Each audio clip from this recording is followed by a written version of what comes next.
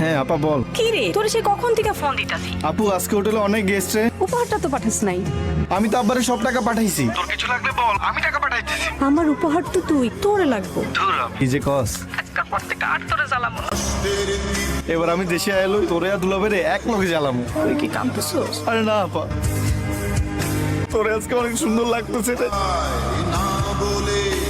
শুনছিলাম বাচ্চা হওয়ার সময় 21টা হাড্ডি ভাঙলে যেমন ব্যথা লাগে তার চেয়ে তো বেশি বেশি ব্যথা হয়। তুমি এত ব্যথা সইতেছো আর আমি তোমার পাশে নাই।